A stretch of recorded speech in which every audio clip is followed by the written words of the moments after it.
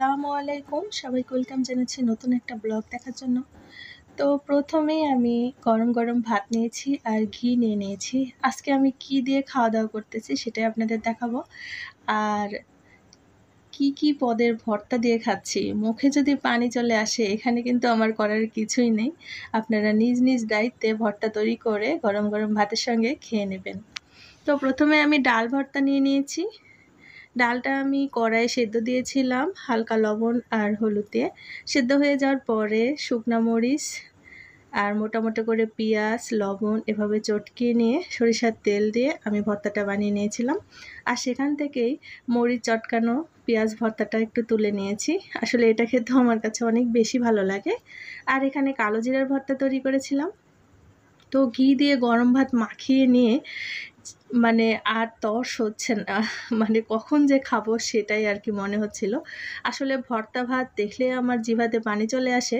আর ভর্তা ভাত খেতে খুবই বেশি পছন্দ করি আমি। যারা আমার দৈনন্দিন দিনের ব্লগগুলো দেখেন বা বেশিরভাগ রেসিপিগুলোই কিন্তু আমার দেখবেন যে ভর্তা।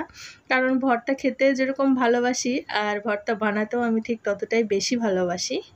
তো এখানে প্রথমে পেঁয়াজ মরিচ চটকিয়ে নিয়ে যে ভর্তাটা তৈরি করেছিলাম সরিষার তেল আর লবণ দিয়ে, সেটা দিয়ে কিন্তু বেশ লাগতেছে ঘি দিয়ে ভাত খেতে।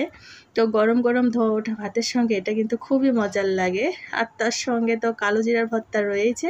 কালো জিরার ভর্তা আমি যেভাবে করি সেটা একটু হালকাভাবে আপনাদের বলে দিচ্ছি। প্রথমে কালো জিরাটা সরিষার তেলে হালকা করে টেলে নিই, আর তারপরে ওখানে রসুন, পেঁয়াজ কুচি আর কয়েকটা গোটা কাঁচামরিচ এগুলো একটু লালচে করে ভেজে নিয়ে পরিমাণ মতো লবণ দিয়ে পাটাতে বেটে নিই।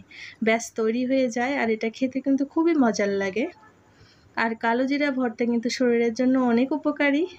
শরীরের বিষ ব্যথা থাকলে সেটাও একদম গায়েব হয়ে যায়। আর সঙ্গে সঙ্গে মুখের টেস্ট ফেরাতে তো এর জুড়ি মেলা ভার। তো এটা দিয়ে যখন ভাত খাচ্ছিলাম কি যে মজা লাগতেছিল, কি বলবো আপনাদের। আসলে ভর্তা দিয়ে যারা ভাত খেতে পছন্দ করেন তারাই একমাত্র আমার ইমোশনালগুলো বুঝতে পারবেন। আমার তো এত বেশি ভালো লাগতেছিল, প্রত্যেকটা লোকমা মুখে দিচ্ছিলাম আর ওয়াও লাগতেছিল। আসলে এত বেশি মজার লাগে ভর্তা ভাত খেতে। আর এই সব কিছু দিয়ে চেটেপুটে কিন্তু আমি সব ভাতগুলো খেয়ে আবারও নতুন করে ভাত নিয়ে নিয়েছি, কারণ আরও কিছু ভর্তার পদ কিন্তু এখনও বাকি রয়েছে। তো এক প্লেট ভাত খাওয়ার পরে আবারও আমি গরম ভাত নিয়ে নিলাম, আর এবার নিয়ে নিলাম চিংড়ি মানে শুটকিটা ভর্তা। বাজারে চিংড়ি শুটকি যেটা পাওয়া যায় সেটা নিয়ে এসে ধুয়ে পরিষ্কার করে তারপরে আমি পরিমাণ মতো পেঁয়াজ, রসুন কুচি আর কাঁচামরিচ এই সব কিছু টেলে নিয়ে এই পাটাতে বেটে ভর্তাটা তৈরি করেছিলাম, আর সাথে লবণ আর সরিষার তেল দিয়ে দিয়েছিলাম। এটা খেতে যা মজার লাগে কি বলবো আপনাদের। যারা চিংড়ি শুটকি ভর্তা খেয়েছেন একবার তারাই জানবেন এর টেস্ট কতটা মজার হয়। আর চিংড়ি শুটকি ভর্তা দিয়ে খাওয়ার সময় তো ঘি দিয়ে খাওয়া যাবে না, তাই ওই সব ভর্তাগুলো আগে খেয়ে নিয়েছি। আর পরবর্তীতে আমি চিংড়ি শুটকি ভর্তাটা খেলাম।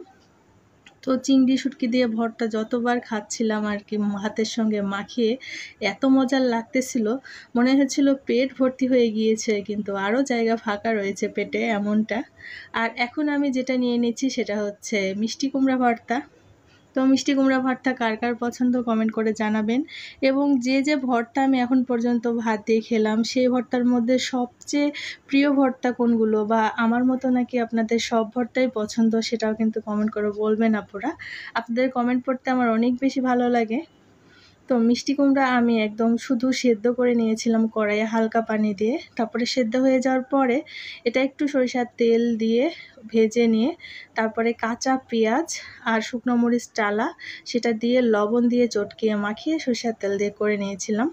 আর এই ভর্তা খেতে কিন্তু খুবই মজার। আর লাস্টে যেটা দিয়ে ভাত খাচ্ছি সেটা হচ্ছে কাচকি মাছের শুটকি দিয়ে, আর এখানে আলু আর বেগুন দিয়ে একটা চচ্চড়ি ঝাল ঝাল করে। দেখেন শুটকিগুলো কত সুন্দর। আর শুটকিগুলো আমি ভালোভাবে গরম পানি দিয়ে পরিষ্কার করে নিয়ে এই আলুগুলো ঝুরি করে কেটে নিয়েছিলাম, কয়েকটা বেগুন এরকম করে দিয়ে দিয়েছিলাম।